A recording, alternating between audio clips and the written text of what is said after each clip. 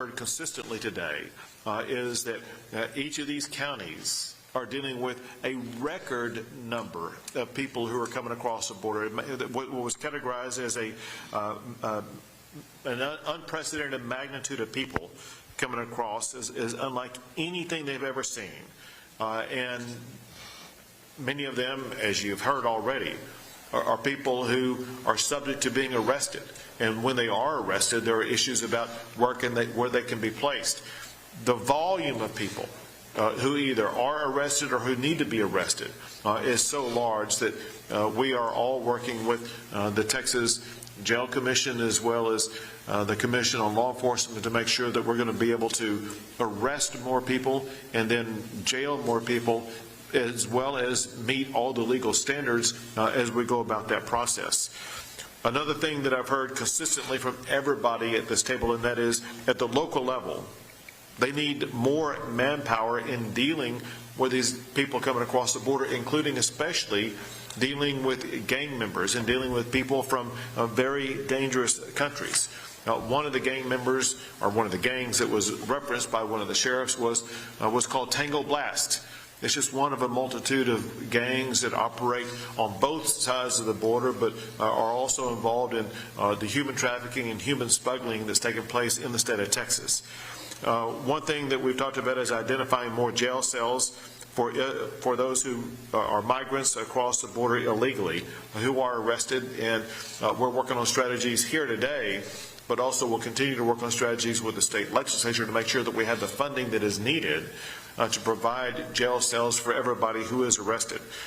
We also need more judges. It's one thing to arrest somebody, but you have to have judicial magistrates to go through the processing of that. That's a strategy that my office and our team is working on dealing with. And another concern raised by, I think, literally everybody that I've heard from so far is a massive increase in high-speed chases and dangerous smuggling encounters. When you say those words, it really doesn't capture the magnitude of the danger that our law enforcement officers are going through whenever they go through those high-speed chases, as well as the danger to local residents. When you have speeding cars trying to escape law enforcement in your local community, you never know when those speeding cars are going to be running into somebody, killing somebody who is a Texas resident because of the criminal activity by the people who are involved in the high-speed chases. In addition to a massive increase in the number of stash houses that the Texas Department of Public Safety has been involved in interrupting and intercepting.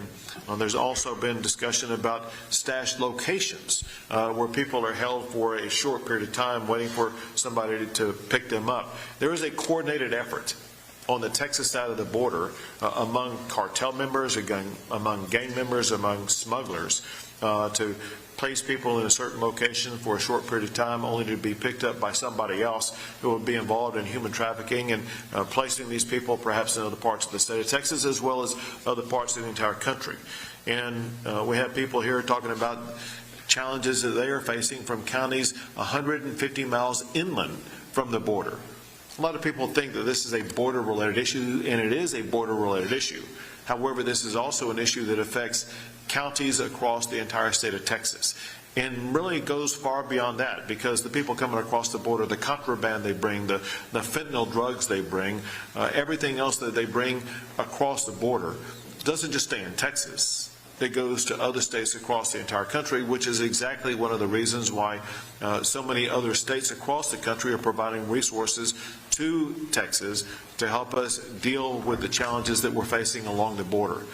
Bottom line is, because of the current administration's complete abandonment of enforcing the laws that were passed by the United States Congress concerning immigration, there is an unprecedented increase in the number of people coming across the border. And the federal government has, because they've abandoned their responsibility, they have left it to the state of Texas as well as to the counties that are represented here today to have to pick up the load of responding to the unprecedented number of people coming into our country. Our message to the country is that even though the federal government may have abandoned their responsibility, we are not going to abandon our responsibility. We have here with us today people who believe in the rule of law, people who will enforce the rule of law, and there are others like them across the state. And we are not going to abdicate our responsibility to make sure that we are enforcing the rule of law. We're just working on the strategies that are needed to make sure that the state of Texas is providing our local officials every tool and every resource they need so that they're going to be able to keep their community safe. With that, I'll take a few questions, and then we will continue our conversation. Yes, you said before, Governor, you were going to build a wall. A month ago, you said you were going to build a wall. As I recall, you said you don't have a plan, you don't know where it's going to go, you don't know how much it's going to cost, you don't know how long it's going to take. You and I are exactly the same age. Do you think even in our lifetime that this wall will be built? So, it's a cynical political story. Yeah, and well, it's a very uninformed question, but I need to give you the information because a lot has, if you would, let me answer the question. A lot has transpired since the last time that we spoke. And what has transpired, the first step that had to be done is we needed to hire a program manager, and the Texas Facilities Commission has already begun that process, as well as the Texas Facilities Commission has already received bids for building the wall. The cost is coming in lower than what we thought. The speed at which the wall will be able to be built is coming along faster than what we thought. And the money that will be provided for building the wall is going to increase. And so everything is happening candidly at a quicker, more effective pace for us to build from the state of Texas. The federal government is not going to provide it. $1 million, you said. Yeah, the last time I saw the price for all this, just under Trump, was $12 billion. So where's the rest? That was him. So where's the rest of them? So we have bids in already that will. According to Customs and Border Protection statistics, Governor Brandon Clark, Breitbart, Texas, are you going to coordinate the construction of this for the border patrol to make sure we're using Texas right-of-way land that we might already own with Texas Department of Transportation? So we already have a large number of mileage that is being offered by residents who own property along the border. We also have a large number of mileage that the state of Texas owns along the border. And so we have more mileage available to us to build a border wall than what has already been built in the state of Texas by the Trump administration.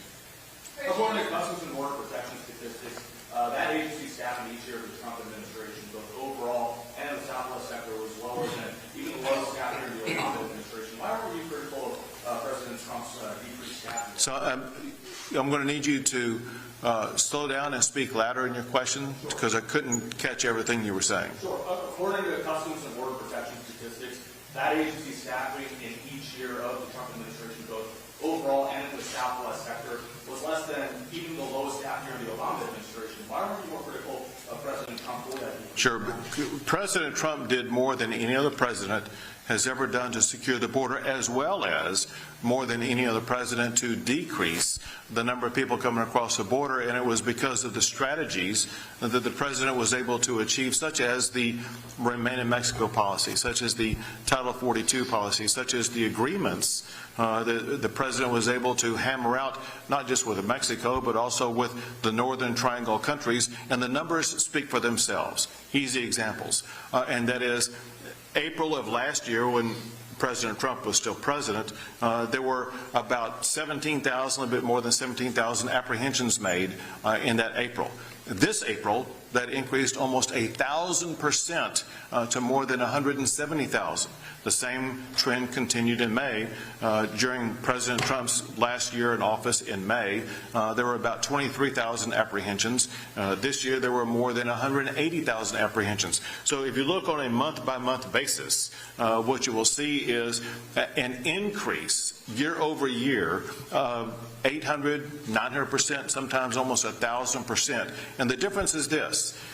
The Biden administration has abandoned the standards that the Trump administration put into place that were effective in slowing the number of people coming across the border. Period. Yes. Two more questions down on the floor. Governor, we have the border sheriffs here and border law enforcement. We do have a special session going on. They're talking about counties that they need to control the situation in their counties.